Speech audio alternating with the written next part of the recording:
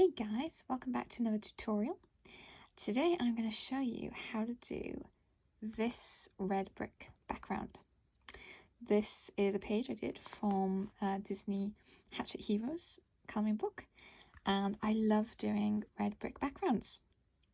It is very repetitive, but I find it very relaxing, and I'm going to show you the colour combo and how to get this little bit of texture. So I've picked out a page from Lynn's Victorian Darlings, and there's some lovely bricks that we're going to colour. So I'm going to start off with burnt ochre.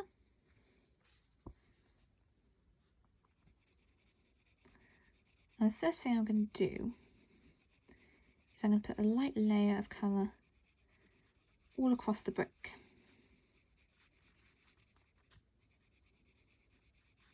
Not pressing hard, very light pressure. I just want to cover the white of the paper.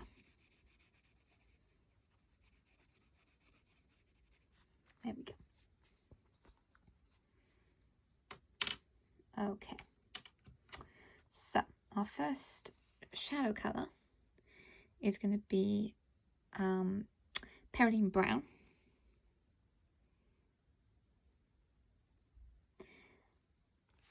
You can use Tuscan red, but I'm using Perylene brown because my Tuscan red Prismacolor just will not sharpen. It crumbles every time. I think that's a problem of that colour. I feel a lot of people complaining about it.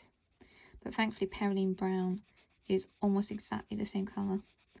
And it's a lot stronger lead, so it sharpens a lot better. So what I'm doing is I'm going around the very edge of the brick, and laying down the red, going all the way around.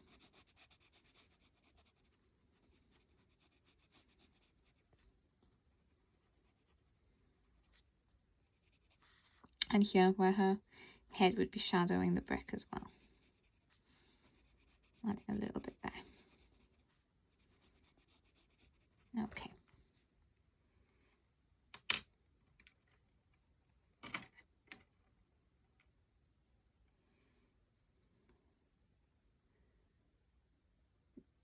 Next up is Sienna Brown. You could also use Terracotta. Both are lovely colours.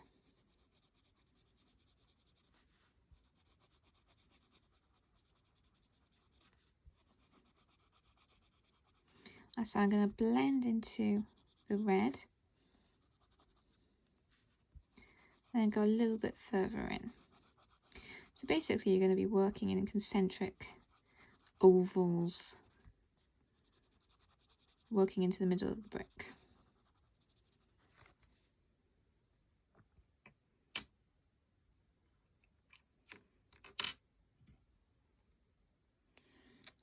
Pumpkin orange. Can't have a red brick without a nice bit of orange. Pumpkin orange is a lovely colour.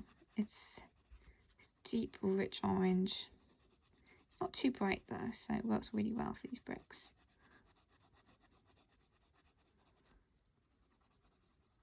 Again, blending into the previous colour.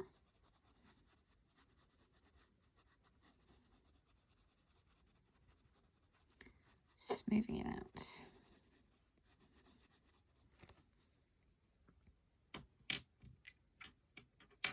Right, now I'm going to go back in with burnt ochre. I'm going to go over the central part again to tone down that white. So that when I put down the next colour, which is mineral orange, there won't be any white spaces showing. So basically this is mineral orange is the highlight colour. As bricks are, they're a matte surface, they're textured but there's no shine. You don't want any white showing. The only time you'd want white showing on a brick is if it was wet, if you wanted to make rainy bricks. Okay. I'm going to go back in with the Perylene brown or Tuscan red, whichever one you're using. to deepen up those edges.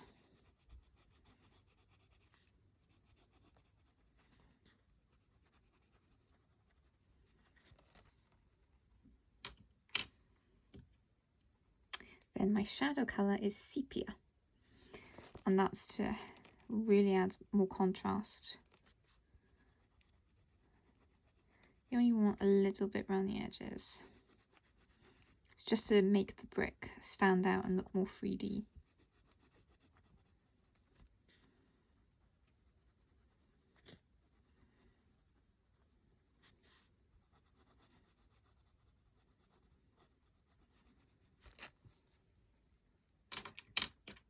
I'm going to go back in, just blend that a bit with the burnt sienna.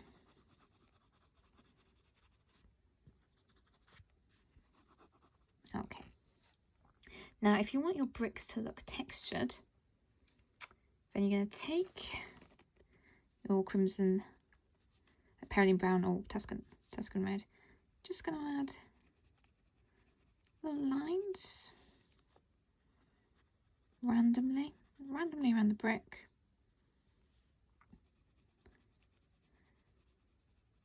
That's why I didn't burnish too hard, was because I knew I wanted to add these in. You can also add cracks if you want to. Cracks are really good, especially if you're doing old brick. And I'll deepen that a bit now with some sepia. I'll just add in a little bit of texture for the brick. Thankfully, there's some printed texture on this page, but if you had completely blank bricks, that's how you would do it. So let's do another one. Let's do this one. So again, base of burnt ochre. Very lightly, just so you can see the colour and not the white.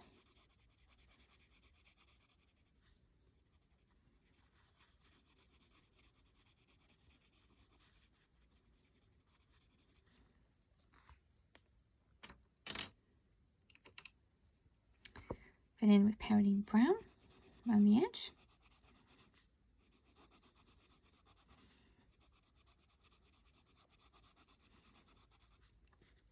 It does help for the Perylene brown and the sepia to keep them quite well sharpened, because you do want to keep that colour just around the edge.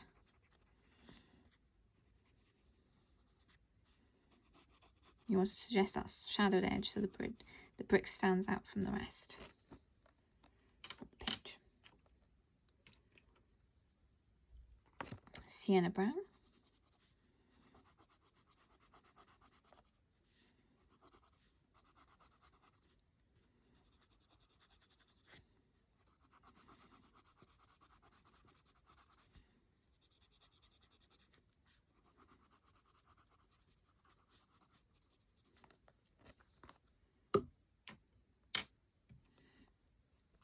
Pumpkin orange. Another one I find quite difficult to sharpen. You'll see that mine is quite blunt at the end.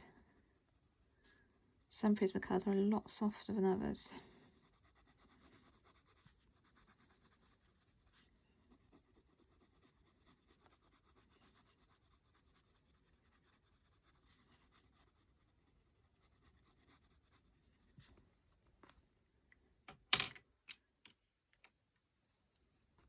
More burnt ochre to tone down this white.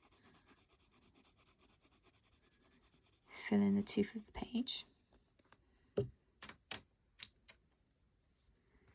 And then mineral orange.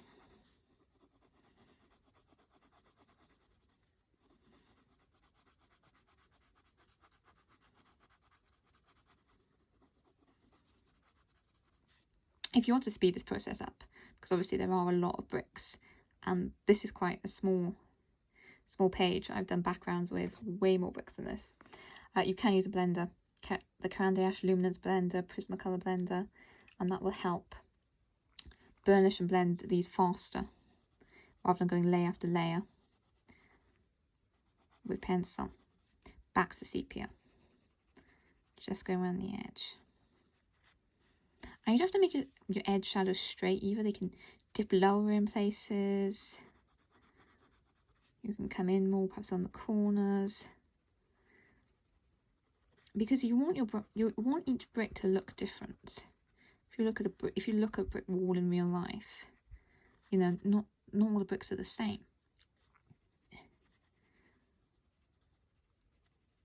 And if you know, the older you want your bricks to look, the more irregular they should look.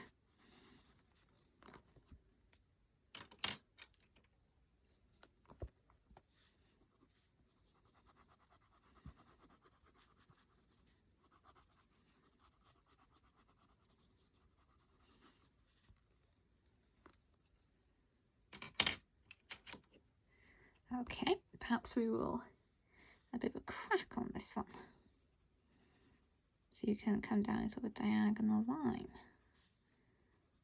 You can add your texture on this side. And make sure to keep your textures irregular if you're adding them. Again, this to make each brick look different and more visually interesting then when you look at the page.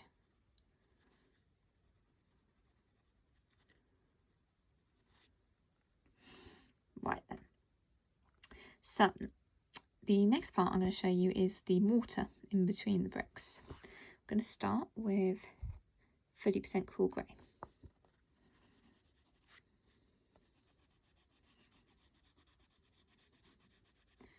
Adding a light base of this down. Typically I would do all the bricks and then do the mortar. But as I'm just quickly showing you in this tutorial, I'm going to add in the mortar as well.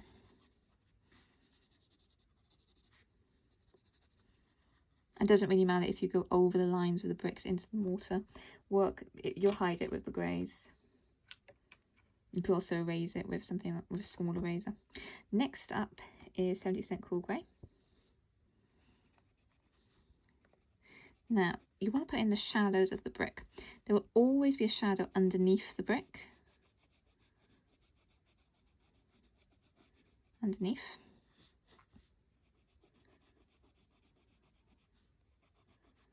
Like that. A shadow there from our hair. And then you can either choose, depending on where your light source is, to have the shadow on the left of the brick or on the right of the brick. I'm assuming because of the way her face is angled that the light would be coming in from the right, in which case the shadows will be on the left.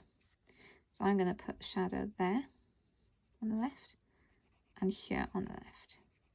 You only want to shadow one side of the brick, the bottom and one side, and you want to keep that side consistent to your light source. Light source is up to you, but make sure to keep your shadows consistent. That is how you make it more realistic. Unless you're doing multiple light sources, but that is pretty crazy. And finally, 90% cool grey, which is almost black. And which is broken. I can still just about use it. Oh, I will not cut that out. There we go. Happens to the best of us. Sharpen these just beforehand too. Right, and that's just for deepening the shadows at the base and on, for me, for the left side, but you can put the shadow on the right. Then just back in with the 30% cool grey just to blend it all out. And you would do that for all of your bricks. I hope you found that tutorial easy and enjoyable, and I hope you can use it on some of your pages. If you like the video, please remember to give it a thumbs up and to subscribe to see more of my tutorials. Thanks!